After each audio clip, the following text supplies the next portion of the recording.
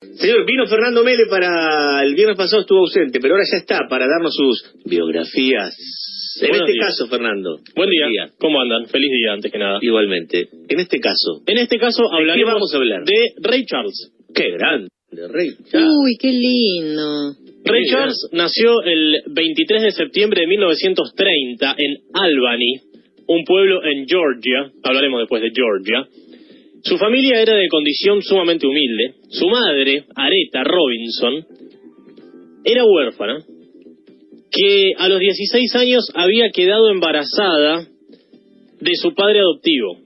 Ah, mira. Y de dicha relación nació Ray. Y el padre de Ray desapareció al poco tiempo para fundar otra familia, poco le importó y abandonó sola a Aretha con su niño. Cuando todavía era un pequeñito, se fue con su madre a un pueblo al norte del estado de Florida, en el sudeste de los Estados Unidos, en un pueblito que hoy tiene poco más de 800 habitantes. Aquí imaginemos lo que sería. Pueblito. Trabajó allí de lavandera para mantener a Ray y a su hermano menor George, que era producto de otra relación. Cuando era todavía un niño, su hermano, George, su hermanastro, podríamos decir, se ahogó en un accidente doméstico cuando era muy chiquitito. Y, por supuesto, de esto dejó muy traumado a Ray, que vio morir a su pequeño hermanito y nada pudo hacer. Choqueado por el accidente doméstico que tuvo, se ahogó como en un balde de esos grandotes de agua. Esto se ve bien en la película, de la que también hablaremos después.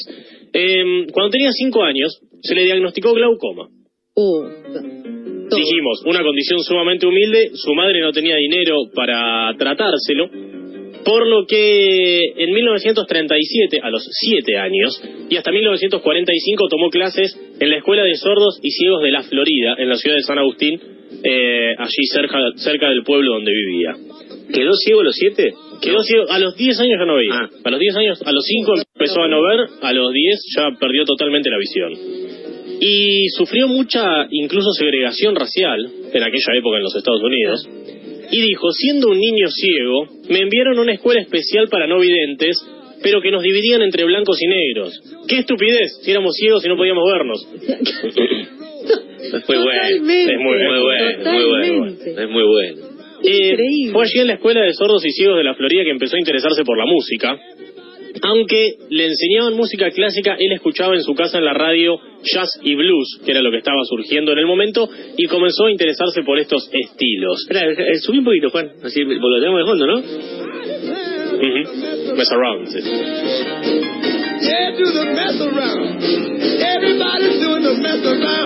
Dale. Como si todo esto fuera poco, todos los problemas que tenía, cuando tenía 10 años, muere su madre. A los 10 años. A los 10 años. Quedó ciego, totalmente ciego y huérfano. Se había muerto un hermano y no tenía mucho para hacer. Sin embargo, había aprendido una gran lección de su madre, que era no victimizarse y no pedir caridad, ni tener, ni pedir compasión, ni dar lástima por el hecho de ser ciego. Y es por eso que, por ejemplo, él nunca quiso tocar la guitarra, porque lo consideraba un instrumento de los mendigos que iban de pueblo en pueblo con la guitarra al hombro pidiendo guita, y él decía, yo no quiero ser de ese tipo. Dejó la escuela porque tuvo que empezar a vivir, a trabajar, y empezó a tocar el piano en diversos clubes nocturnos de la ciudad, incluso algunos burdeles de la zona. Y al poco tiempo cambió un par de veces, por ejemplo, se fue a vivir a Seattle, a la otra punta, radicalmente la otra punta de Estados Unidos, viajando 4.000 kilómetros, argumentando, dicen algunos, que era un héroe de guerra de la Segunda Guerra Mundial, que había estado en el desembarco en Normandía y por eso le regalaban los pasajes para ir viajando por todo Estados Unidos. Y reside en Tampa, donde conoce a un turco, Ahmet Ertegun, que era un productor que trabajaba para la Atlantic Records, una de las compañías más importantes de aquel entonces, que le dice, este pibe tiene cierta pasta, vení pibe para acá. Y es allí en Tampa cuando empieza a tocar con sus tradicionales gafas de sol, que lo acompañarían durante toda su carrera, y es a fines de los 40 que graba sus primeros discos, y en 1951 obtiene su primer gran éxito con Baby Let Me Hold Your Hand, que vamos a escuchar si Juan quiere. Ven a escuchar. Un lento... Comenzó además a mezclar un poco la música gospel con el blues. por supuesto, tuvo muy en contra a los fieles del gospel, diciendo que profanaba su música. Pero sin embargo, fue una de las grandes características de su música. Una voz impresionante. Till I make you understand. Oh, baby. Baby, let me hold your hand. Esto, whisky, faso, humo de cigarrillo. Un puro, decís. Dale. Su nombre completo era Ray Charles Robinson. El nombre y el apellido de su madre era Robinson. Sin embargo, él decidió omitir el Robinson para su nombre artístico para no ser confundido con el boxeador, claro, Sugar Ray Robinson. Claro. Entonces dijo, mejor me llamo Ray Charles. En 1955 consigue el número 2 en las listas de Rhythm and Blues con uno de sus grandes temas que es I Got a Woman. Es el siguiente. A ver si lo escuchamos. I got a woman way over town. Otro estilo. Sí, nada. Oh, yeah. Mucho más bailable. Imagínate, década del 50. No es melanco. Gente bailando, él tocando el piano en un bar. Las parejitas. Y las parejitas bailando. Sin embargo, su gran canción es de 1959 y es la que termina de lanzarlo al estrellato, que es What I Say, que es su gran clásico, me parece. O uno de ellos.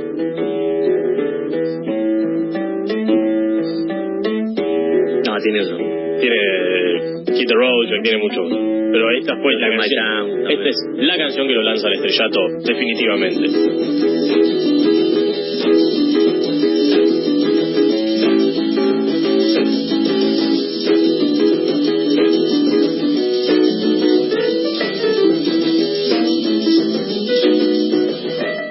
En 1961... ¿Ya ha lanzado el estrellato? Sí. ¿Ya ha lanzado el estrellato? Hacemos una tanda y volvemos para abarcar la parte de el ya famoso Ray Charles.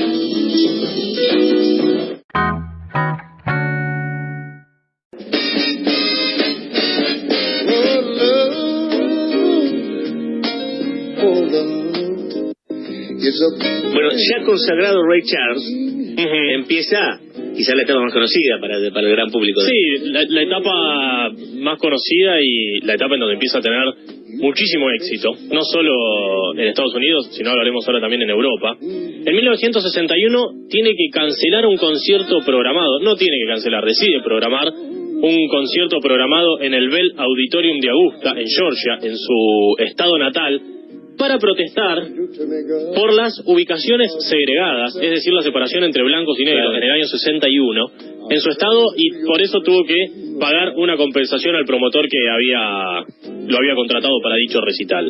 Sin embargo, no todo era tan positivo para nuestro amigo Ray, ya que en el año 1965 es arrestado por posesión de heroína. Él era adicto a la heroína desde el año 1948, era su tercer arresto por este delito, por lo que tuvo que pasar un año en libertad condicional y evitó la cárcel gracias a que se fue a desintoxicar a una clínica en San Francisco, en California. Ray Charles se casó 2 veces. La primera en 1951, se divorció en 1952 de Eileen Williams, y la segunda vez en 1955. Su matrimonio duró hasta 1977 y tuvo en total 12 hijos de 10 relaciones diferentes. Hola, mira.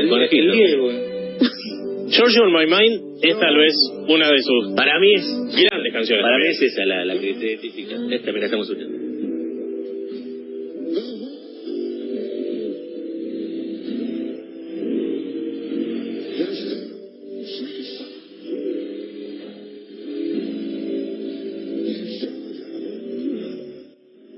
Gracias al éxito de esta canción realizó una gira por Europa, donde también se hizo muy conocido. Y esta canción no es compuesta por él, sino que se compuso en 1930 por otros 2 hombres. Es originalmente una canción escrita por una chica que se llamaba Georgia, pero su versión fue proclamada como la canción oficial del estado de Georgia el 24 de abril de 1979, con un concierto en el que, por supuesto, él participó y la ejecutó. En 1980, en la década del 80, participó en muchísimos programas de televisión. Entre ellos estuvo en la película, por ejemplo, de los Blues Brothers. Sí. Sí. Por ejemplo, apareció en repetidas oportunidades en Plaza Sésamo y en el show de los Muppets. Por ejemplo, apareció muchas veces en La Niñera, interpretando a Sammy, que era pareja de la abuela Jetta, y que tocaba el piano junto a ella. La sitcom, estamos hablando. La sitcom de La Niñera, exacto. También apareció en una publicidad de Pepsi que se considera es la más exitosa de la marca al día de hoy. ¿Sabes que me la quiero acordar, Velá? La publicidad esa. Decía una frase, esta es la indicada, esta es la correcta, tengo la correcta. No, porque además, como no veía, que estaba tomando él la testeaba. La testeaba y sin ver decía que esta era la mejor, pues se refería a Pepsi, no a la Coca, ¿no? Y también participó en una publicidad de Peugeot y apareció manejando, incluso sin ver manejando un auto.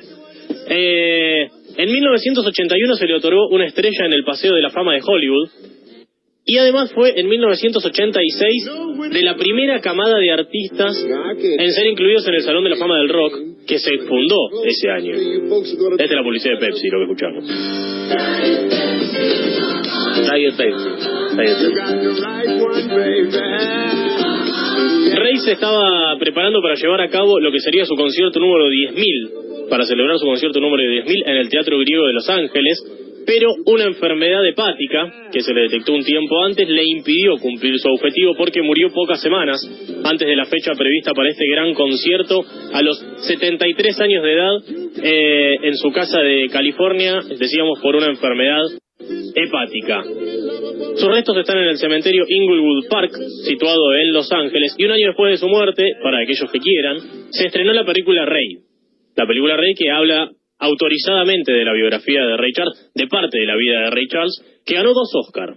Uno como mejor actor por Jamie Foxx, que hizo de Ray Charles en un papel formidable, verdaderamente formidable. El otro Oscar a mejor sonido y fue nominada también a Oscar a mejor película. Aquellos que no la hayan visto, búsquenla porque es una película que vale la pena ver si les interesa esta temática. Y 2 datos. La revista Rolling Stone lo colocó en el puesto número 10 en su lista de los 100 mejores artistas musicales de todos los tiempos. Y es considerado el segundo mejor cantante de la historia, según la revista Rolling Stone. La primera es Aretha Franklin y el segundo es Ray Charles, es decir, el mejor hombre que ha cantado según la Rolling Stone. Qué grande, un grande. Bueno, Mele, gracias. Lo bueno es que cuando hablas de músicos podemos escuchar sus canciones y acordarnos. Sí, porque cuando hablamos de Napoleón Bonaparte es más difícil. Qué cosa que por ahí hace mucho que no escuchamos. Yo hace mucho que no escuchaba a Ray Charles, por ejemplo. Viene bárbaro. Gracias,